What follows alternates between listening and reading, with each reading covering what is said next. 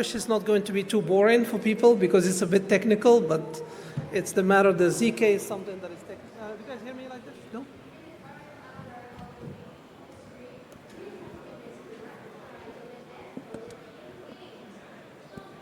Hello? Yes, perfect.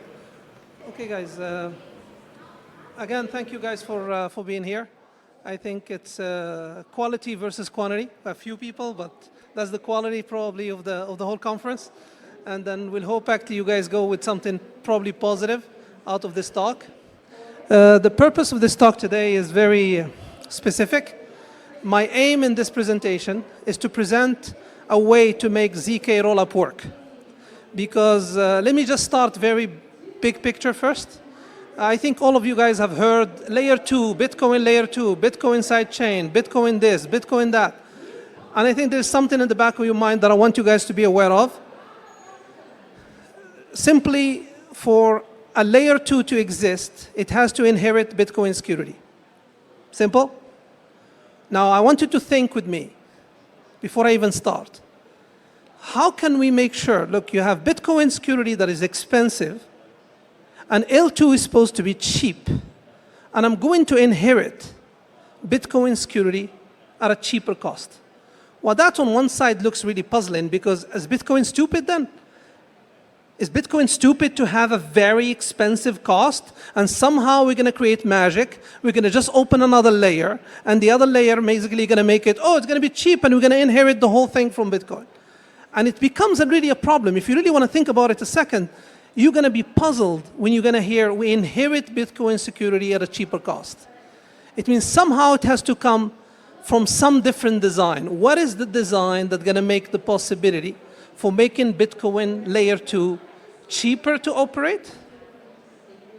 Because if it's not cheaper to operate, and I'm going to try to basically target you guys to think with me, we want to make money, correct? I think this, everybody understand this. Everybody want to make money.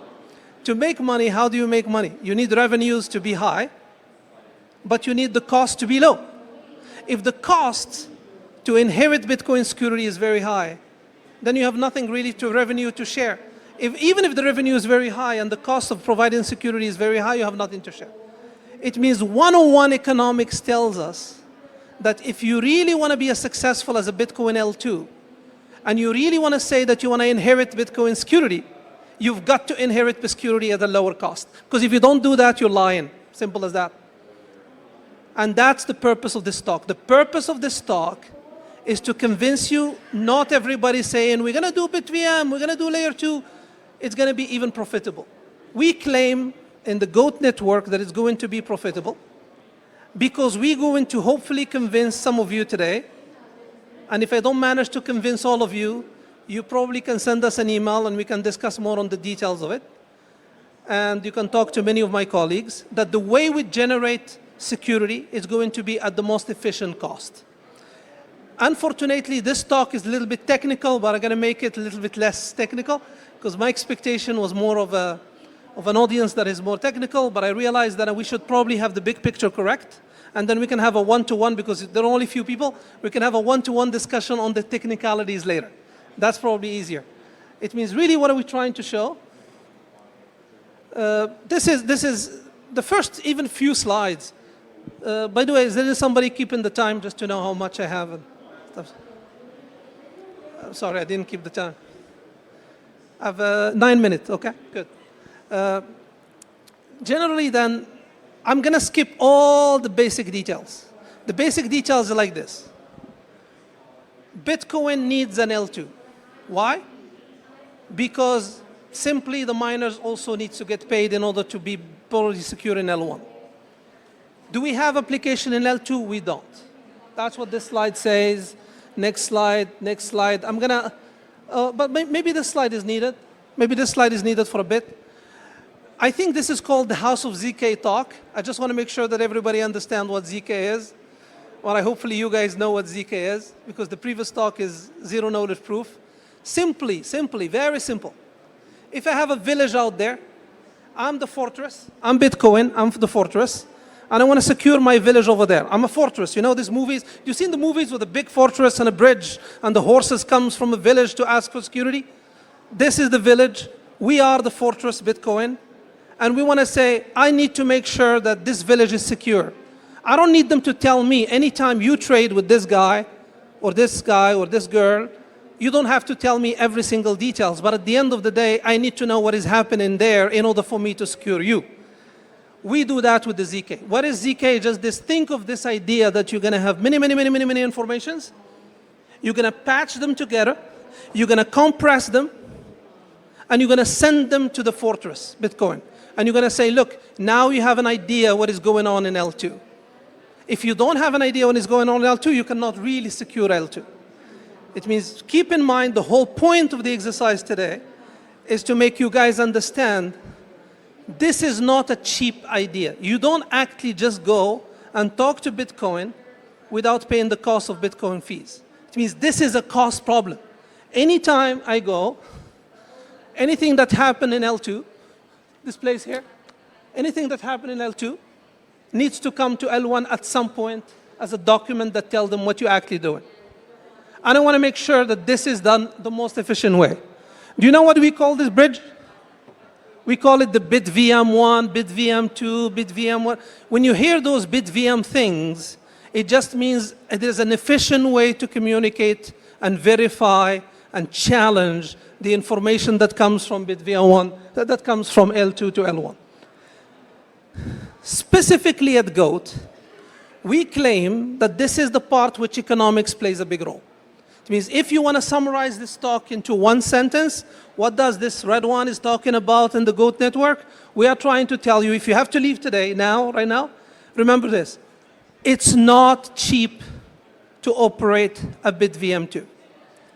And this is why anybody claiming they are an L2, it's a little bit of a problem, because in order to be an L2, it's going to cost you so much to be. And this is why economics plays a big role into this. Now, why we managed to do it? And again, as I said, the talk is going to be probably high level, and then we can have a one-to-one. We operate decentralized sequencers. What do you guys know about Bitcoin? Bitcoin is very decentralized.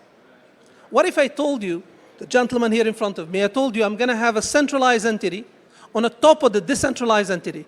Can that inherit anything? No. Simple. You don't need math to know this.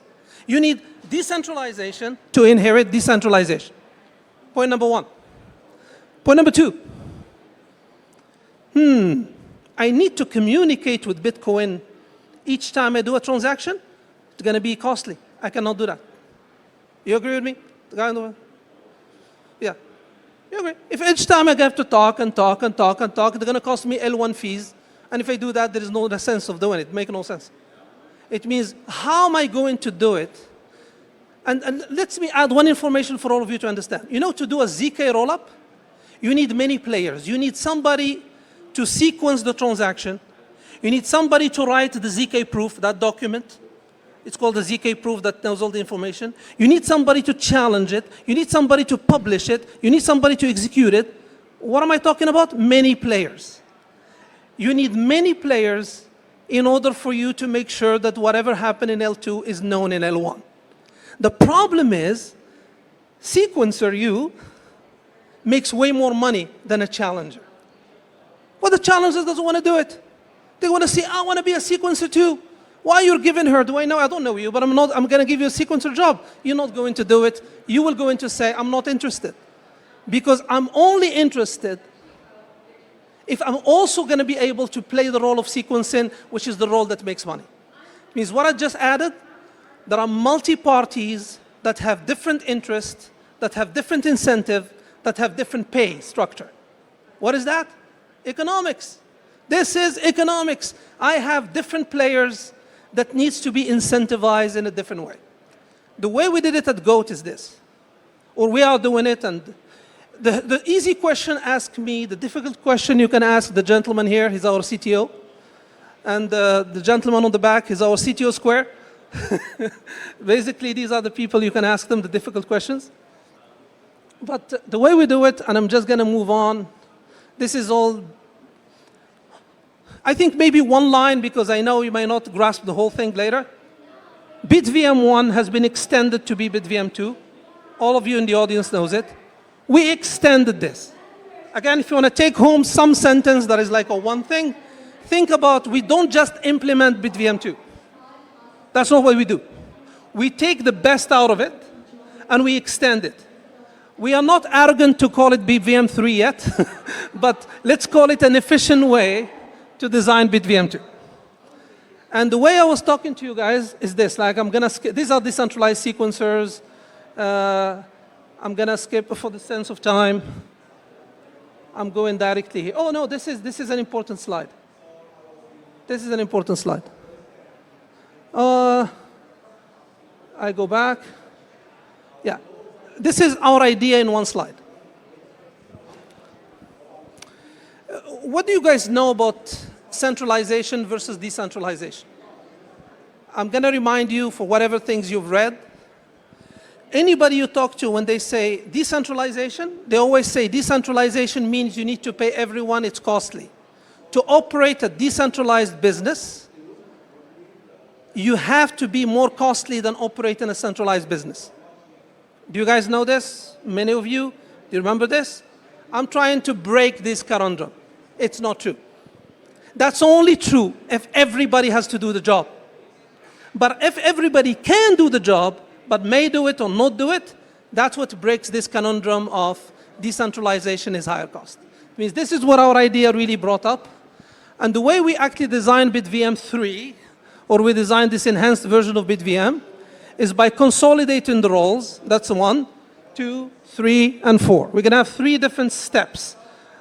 We have slides for each step, and if you can take the slide, you can read them by yourself, or you can reach out to us. But generally, what I said, if you guys recall, when I was talking to you, I was saying there are different roles that have different incentives, that have different prices. The way we do it is we're going to say, you now, you're going to be able to play all the roles. You, Gian, going to be able to play all the roles. But I'm going to randomize who's going to play the roles first. First time, you're going to choose you as a prover. And if I choose you as a prover, which you're going to make costly business, and I chose you as a sequencer to make money, in the next round, if you are chosen to do the challenging, and if you don't do it, you're going to be banned from the possibility of challenging again, or sequencing again. It means we're going to establish this idea of consolidation. We're going to establish this idea of cross-subsidization. Cross-subsidization just means you want to do challenging, because if you don't do it, you're not going to get paid to do the sequencing. And that's called cross-subsidization. It means we consolidate the role, we cross-subsidize, we don't report each time, and then we make sure that we have periodic proof of state generation. You know, in the previous talk, if you recall, I want to remind you how the process works. It means there is a transaction that happened in the village. These transactions, 1, 2, 3, 4, 5, 6, 7,000. At some point, I want to report to BitVM. I want to report to BitVM 1.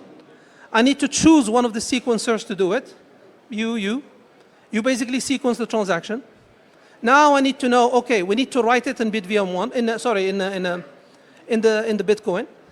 And to write it in the Bitcoin mainnet, there's a problem. I need challenger. I choose randomly one challenger. That has to do the job. And for that to do the job, he needs to deposit a bond. And if he doesn't do it, he gets slashed. It means there is slashability of challenging for doing the wrong thing. There's slashability for operator for doing the wrong thing. And there is incentive to do the challenging, because if you don't do it, you don't become a sequencer, possibility in the next stage. It means this is established an incentive of all the roles. What I want you to go with actually is this. Maybe one sentence is better than many details. It is extremely difficult and costly in terms of time and money to operate BitVM. Anytime you see this sentence, anytime, we inherit mainnet security. Please ask questions. Because just ask yourself, is Bitcoin stupid? Really? I managed to inherit Bitcoin security cheaply, better than Bitcoin? Then Bitcoin is the most stupid network, which is impossible. It means something has to be between Bitcoin and Bitcoin L2, and that has to be, how do you incentivize the players? How do you create no conflict of interest between the players? How do we create cross-subsidization of roles? And how can you make it decentralized in a way that decentralization help you, doesn't cost you? And the sentence you take with you, they don't all have to do the same thing. They can do it if they're chosen randomly. Why randomly? Because if it's predefined, I want to remind you one thing and maybe I'll close. In BitVM1, they made one mistake in BitVM1. They say we only want one challenger and the challenger has to be predefined. But that's easy. If I know you're predefined, I'm just going to go and bribe them. And that's called bribery, by the way. It's not like a wrong sentence that's in economic. It's the bribery economic because I know who is he. The problem, you cannot do it in our network because we are decentralized and you don't know in advance who's going to be chosen as challenger. And that creates the incentives that is way cheaper. BitVM2 doesn't do that. BitVM2 make you, all of you guys, challengers. It means all of you are incurring the cost. It means we achieve the incentive with a little bit of economics. And that's why at GOAT network, we actually, what we establish in a technical perspective, we establish a way to establish BitVM3 in a very economic, efficient way. It means this is really where I say economics meets technology at GOAT network. I think that's it because the time is run short.